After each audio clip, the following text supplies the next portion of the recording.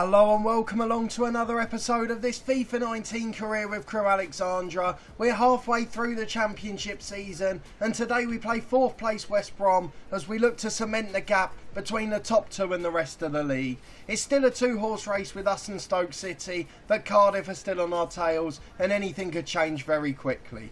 However, some good news since the last episode. The update has finally fixed the problem with players not going up in attributes. So thankfully we have now got a developed squad and they're starting to show their quality and really develop off the pitch. So if you look at our overall ratings, you can see we're getting closer to the mid-70s, just the 2 fullbacks that aren't 72 or above. So we've got a very strong side going into this very strange game on Christmas Eve of all days. So let's get into it after we've had a quick look at the last few results. Obviously you were with me in the last episode. That was in mid-November against 3rd place Cardiff City. We nicked a 0-0 draw at home. We just about did enough. In the following game we won 2-0 away at Oxford. They're a struggling side in the league before a narrow 1-0 win at home to Brentford. Then moving on into December against Bristol City we drew 0-0 away from home before beating Middlesbrough 2-0 at home and then drawing 2-2 at QPR. So unbeaten in a number of games, but we are starting to drop points. We're showing you the first of these 3 games over the Christmas period just because we're likely to have to rotate our side. We've got Everton in the FA Cup 4 days after that as well, so a very tough run coming up now.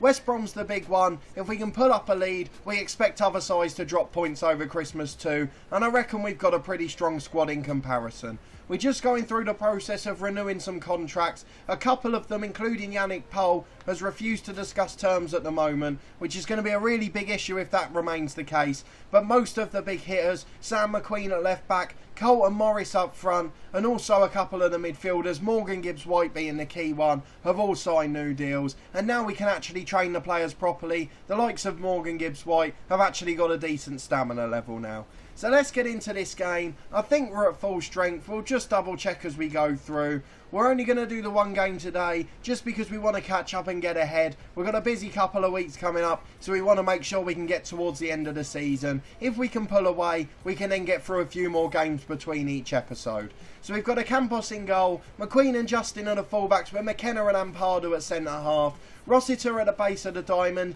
Yates, Neidham and Gibbs-White are the rest of the midfield 4, and then Morris and Pohl up front. The usual assortment on the bench. We've got a 370s on the bench now as well, and only Potts is below 66. So plenty of quality in the squad, and we're really starting to look like a good young side. They're hungry to develop, and hopefully they'll keep doing so. We'll get into the match, and we'll be back in a moment with the kickoff. Right, it's kickoff time, and as well as playing this top of the table clash, we're also going to discuss some of our plans for January. It was quite clear before the match where our issues are. In terms of the defence, you've got fullbacks rated 70 and the rest of the team 72 or above. In terms of our substitutes bench, our only player rated under 66 was our backup fullback.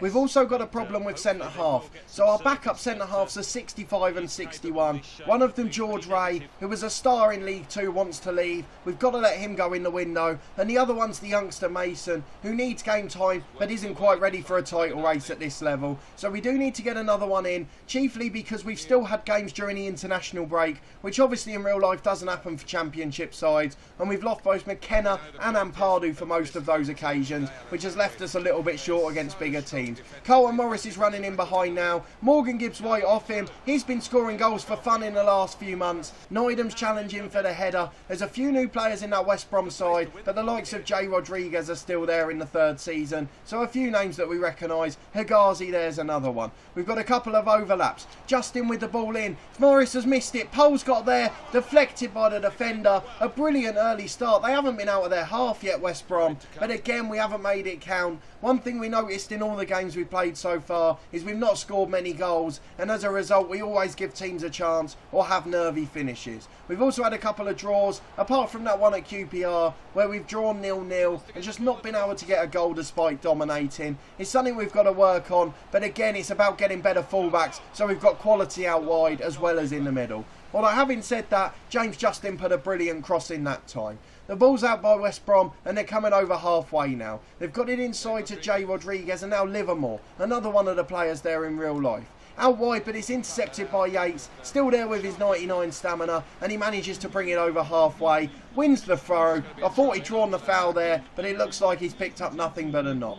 Justin gets the ball inside to Rossiter. He's had a suspension recently. We've started getting red cards as well. Both he and McKenna have had a red card in the last 5 games as we've lost our rag a little bit at times. We've been so eager to hang on to 1-0 wins or 0-0 draws that we've just thrown in naughty challenges towards the end, getting yellow cards and straight reds on a couple of occasions. We can't help that. We're normally a well-disciplined side, but you have to be clever at times. Needham's got the ball out wide to McQueen. Can we create another attack? It's all gone quiet in the last 10 minutes, but with West Brom just passing it out for a throw, that should make things nice and easy for us, at least when we're trying to defend.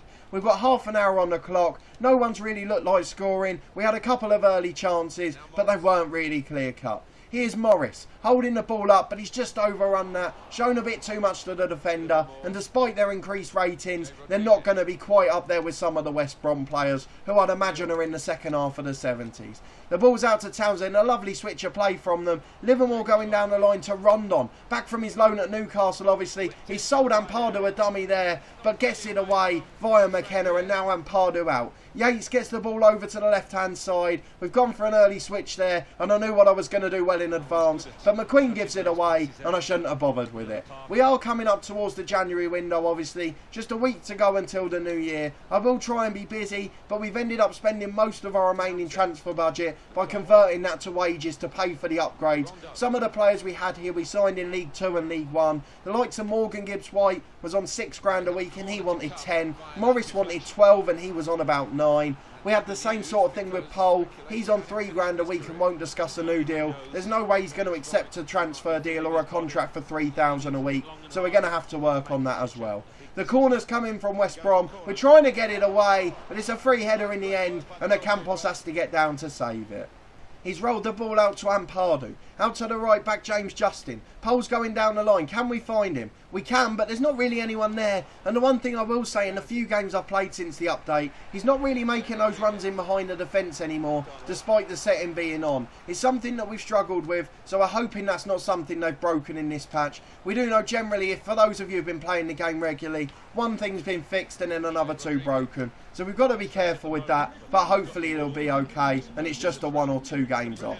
McKenna gets the ball away, or does he? He's lost it to Neom. Thankfully it's the right back and he's put it wide of the post, but that's terrible defending and we deserve to concede there in all honesty.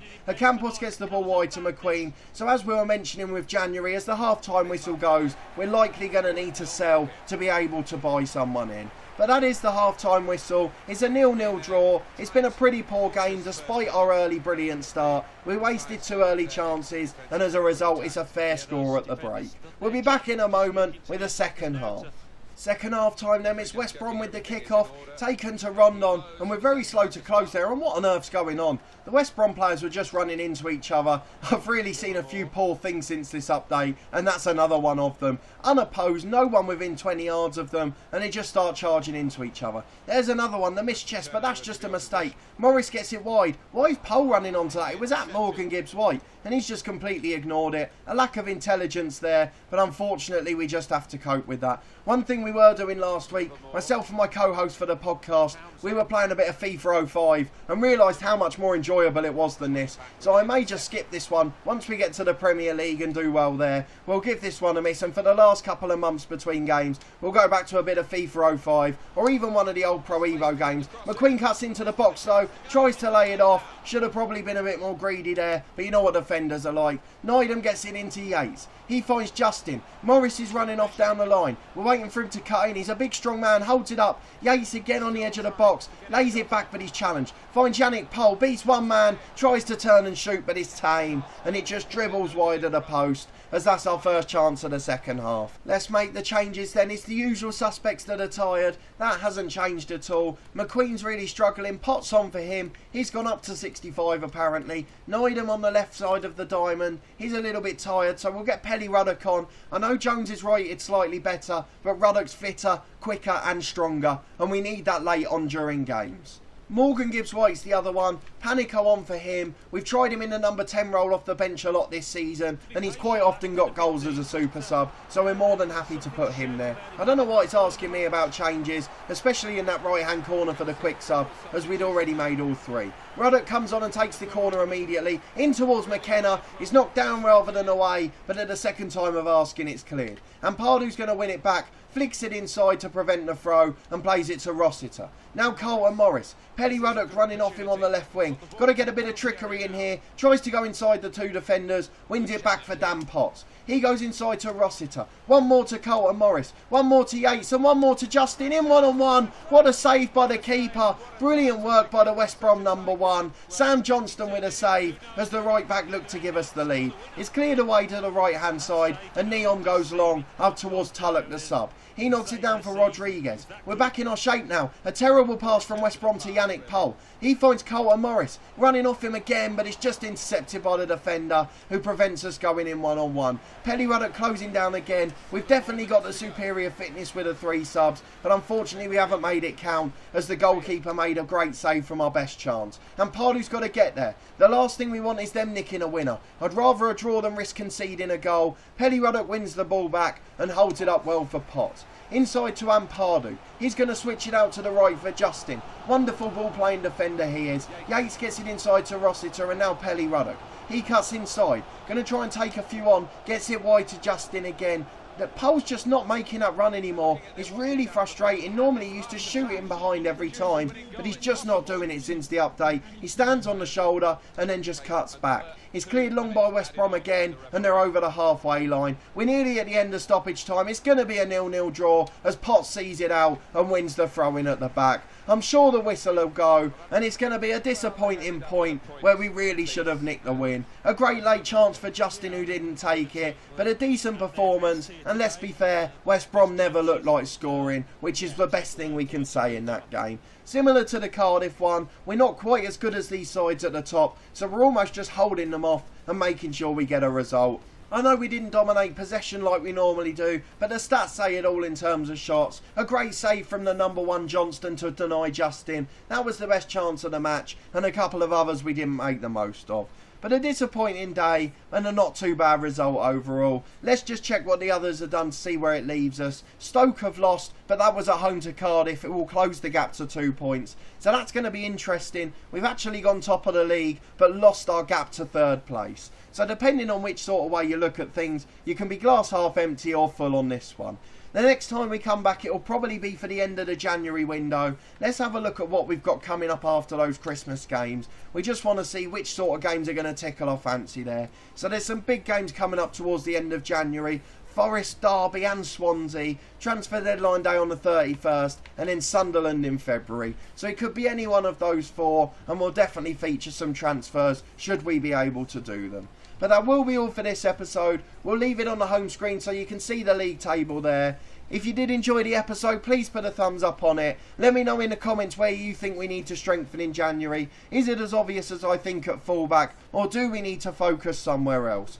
Subscribe to the channel for daily FM19 content from my 2 long-term stories. There's been plenty of drama in those in the last few days, as we've got to the end of season 5 in both stories. But a massive thanks for watching this one as always, and we'll be back next time with hopefully some news from the January transfer window.